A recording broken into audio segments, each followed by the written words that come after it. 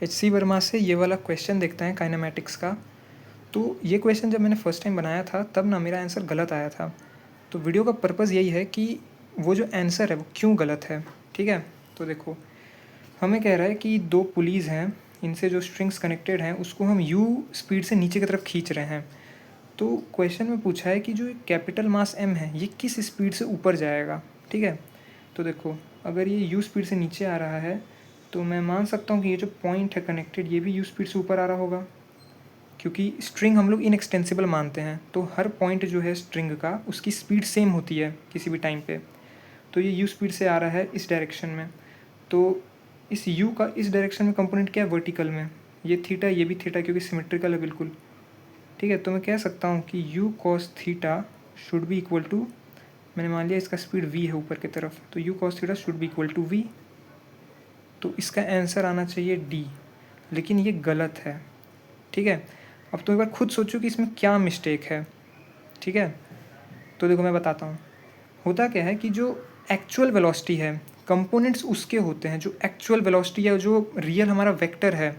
मतलब मेरा कहने का है कि जैसे यहाँ कोई पर्सन अगर इसको देखेगा तो उसको ये मास एम किस तरफ दिख रहा है, मूव करते ऊपर के डायरेक्शन में, तो v जो है इसकी नेट वेलोसिटी है, ठीक है।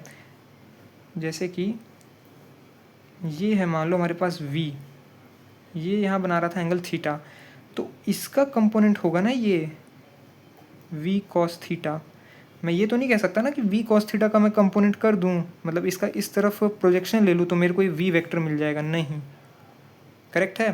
तो वही हो रहा है यहाँ पे, जो मास है वो v वेलोसिटी से ऊपर जा रहा है। मतलब सिचुएशन कुछ ऐसा है कि ये v वेलोसिटी से ऊपर जा रहा है और साथ में यहाँ पे जो हमारी स्ट्रिंग कनेक्टेड है ये एंगल थीटा बना रही है।